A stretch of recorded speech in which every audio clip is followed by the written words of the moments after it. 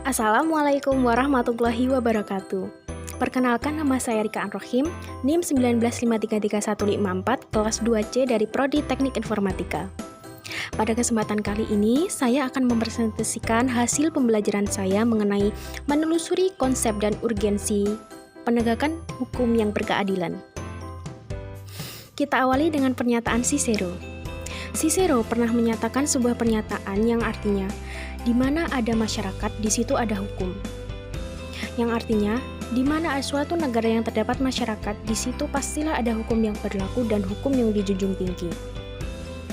Kemudian, upaya penegakan hukum di suatu negara sangat erat kaitannya dengan tujuan negara.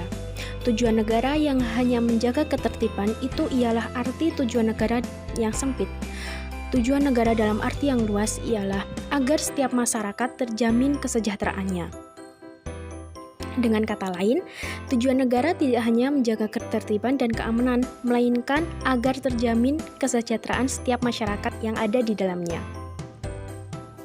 Tujuan negara Republik Indonesia sendiri dapat kita lihat dalam pembukaan Undang-Undang Dasar 1945 alinea keempat yang berbunyi, untuk membentuk suatu pemerintahan negara Indonesia yang melindungi segenap bangsa Indonesia dan seluruh tumpah darah Indonesia, memajukan kesejahteraan umum, mencerdaskan kehidupan bangsa, dan ikut melaksanakan ketertiban dunia yang berdasarkan perdamaian abadi dan keadilan sosial. Dari bunyi alinea keempat, pembukaan Undang-Undang Dasar 1945 tadi dapat kita identifikasikan bahwa tujuan negara Indonesia memiliki indikator yang sama dengan apa yang dikemukakan oleh Kennenberg, yakni yang pertama ialah melindungi segenap bangsa Indonesia dan seluruh tumpah darah Indonesia. Yang kedua, memajukan kesejahteraan umum. Yang ketiga, mencerdaskan kehidupan bangsa. Dan keempat, ikut melaksanakan ketertiban dunia yang berdasarkan perdamaian abadi dan keadilan sosial. NKRI atau Negara Kesatuan Republik Indonesia adalah negara hukum, yang artinya negara yang tidak didasarkan atas kekuasaan belaka, melainkan didasarkan atas hukum. Semua persoalan kemasyarakatan, kewarganegaraan, kenegaraan atau pemerintahan harus didasarkan atas hukum. Dalam proses penegakan hukum di Indonesia, negara kita telah membentuk lembaga peradilan yang telah diatur dalam Undang-Undang 1945, yaitu MA atau Mahkamah Agung, MK atau Mahkamah Konstitusi, dan KY atau Komisi Yudisial. Selain lembaga negara tersebut, Undang-Undang Dasar 1945 juga mengatur lembaga-lembaga lain di dalamnya.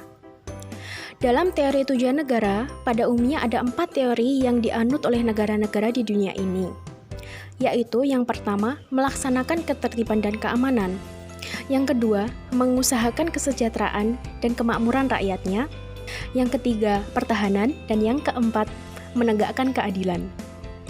Lalu, bagaimana proses penegakan hukum untuk tercapainya keadilan? Di Indonesia sendiri, dalam pandangan saya, proses penegakan hukum di Indonesia masih sangat lemah. Terbukti dengan adanya hukum yang dibeli dengan uang atau proses suap, kemudian lembaga-lembaga yang melakukan korupsi, kemudian ketidaktransparan penegakan hukum. Agar tercapainya rasa keadilan masyarakat, lembaga hukum harus mengedepankan kepentingan masyarakat, bukan kepentingan pribadi atau memuaskan hasrat pribadi, seperti melakukan korupsi atau mengambil suatu keputusan yang hanya mementingkan diri sendiri.